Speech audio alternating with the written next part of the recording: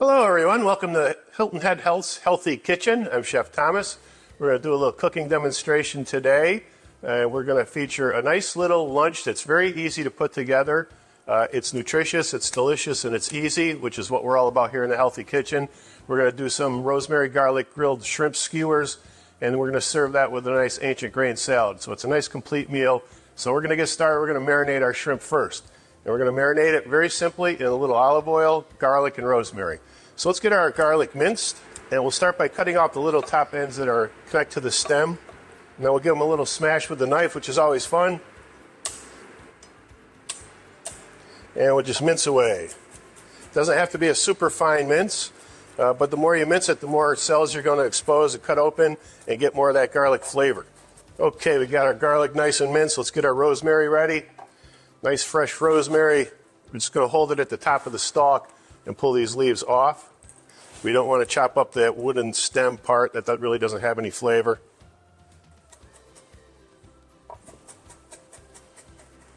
Okay, now it's time for the shrimp. When I marinate proteins, I like to do them in a plastic Ziploc bag. You get more flavor all around it. It's a little easier than doing it in a bowl or dish. So let's scoop our garlic and rosemary. Get all of this in the Ziploc bag. Some olive oil. The shrimp's not going to absorb the olive oil as it marinates, so you can be a little heavy-handed with that. It's not really going to hurt us. But this looks like a nice mixture. It's almost like a coarse pesto. So let's get our shrimp in there. We're going to do 4 shrimp. This is going to be lunch for one. And this is domestic wild-caught shrimp. Please support our domestic shrimp people. And avoid that imported stuff. And if you have to get frozen imported shrimp, please read labels. They can oftentimes have a lot of junk in them, which we don't like. Be very high in sodium. And I'm just going to roll this up, get our air out of there, and zip that up, and keep this in the refrigerator until we're ready to grill it. It's also good to note that there's no acidic ingredients in this marinade, so there's no vinegar, there's no lemon juice, so it's not going to cook the shrimp. Acids cook protein, which is what ceviche is, fish cooked in citrus juice, and it will cook that shrimp if you let it marinate long. This doesn't have any of that, so you can let that sit overnight, and it's going to get that good garlic rosemary flavor. So let's clean up our board and continue with our salad. Okay, our ancient grain salad. It's a really nice side dish because it has our quinoa, which is a really good source of complex carbohydrates.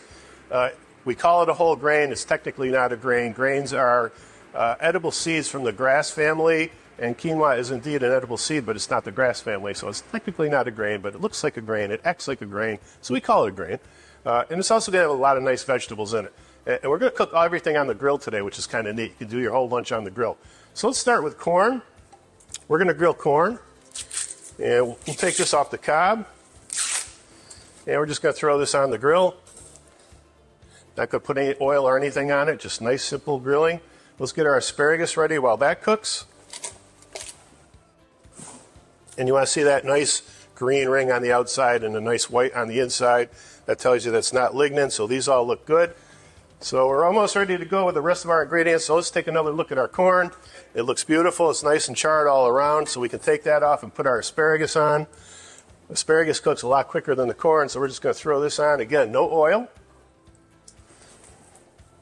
And we need 3/4 cup for our salad. So I don't want them piled on top of each other so they all get that nice char on them. So we'll leave those be. We're going to cut up some cherry tomatoes. And these are nice heirlooms, so we got some nice different colors in there. So we're going to cut them in half. And some of these are kind of big, so I'm going to cut these into quarters. And we want 3/4 cup of these as well. That's a little one, so we're just going to leave that in half. I like all these nice colors. Colors in fruits and vegetables are antioxidants, which prevent inflammation in us, so we want to eat all those colors. Eat the rainbow, as we say. Let's flip some of these asparagus over. They're getting a nice char on them. So we've got our quinoa. It's already cooked. To cook quinoa, it's simply 2 parts water, usually, to 1 part quinoa, which is pretty applicable to most grains. You just heat up the water, put the quinoa in, stir it up, lower it to a simmer, put a top on, and it will absorb all that water. You can also use broths and stocks to give it a little more flavor as well. You can season it up with a little garlic powder and onion powder. but we don't want all that interfering with the taste of our other ingredients today. So this is just plain old quinoa. So let's get that in our bowl. Let's get our cherry tomatoes.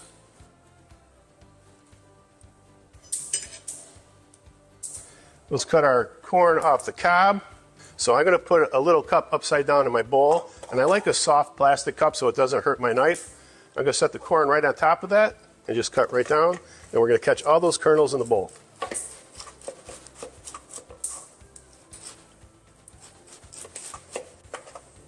And we've got our 3/4 of a cup of corn, so we're going to go ahead and add that right in here. And let's check again on our asparagus. And we're going to dice this into small pieces. I want this to be about the same size as the corn. So we'll just line these up. Cut them into nice little bite-sized pieces. Still hot. You can see it smoking. Also in the recipe is a sub-recipe, if you will, for our citrus vinaigrette. It's really great on this. It really brings out all those flavors. So we're going to dress our quinoa, corn, asparagus, and tomatoes. I'm just going to toss those. So we're going to let that set aside, and we're going to finish up with our shrimp. You see how easy this is? We're going to have lunch in 10 minutes. So our shrimp has been soaking up all that beautiful garlic rosemary flavor. So we're going to put that on some skewers. Makes a really nice presentation. You can just grill it as it is, but I like to put it on skewers. So when I skewer my shrimp, I like to start up at the head and put it through the head part and then finish up by the tail so it's in a little horseshoe shape. And it's kind of the natural shape of the shrimp. So let's do 2 per skewer right through that head part and then the tail. And we'll throw this on the grill. So we'll do another skewer. So these 4 shrimp, each one are about 1 ounce. So it's going to be a nice serving of seafood. So we'll just let that cook through. We don't want to overcook it. You can use a meat thermometer and get it up to 145 degrees internal temperature, or it cooks relatively quick. So you want to see that color change from that grayish to a nice pinkish white, and it'll turn opaque. Again, we want about 145 degrees. I'm going to put this into the thickest part. Okay, let's make a nice little presentation for lunch. So we're going to put some arugula down on our plate. I love the peppery freshness of arugula. And for lunch, a typical serving of this is going to be a half a cup. But a half a cup of this is only 80 calories. So for lunch, oftentimes what we'll do here at Hilton Head Health when we serve this type of dish for lunch is we'll double it up and bulk up those calories and make it nice and fulfilling. So we're going to do 1 cup serving. And we like to measure our portion sizes here. So I'm just going to trickle this across our quinoa. Look at that. Oh, that's got deliciousness written all over it. And we'll take our shrimp skewers.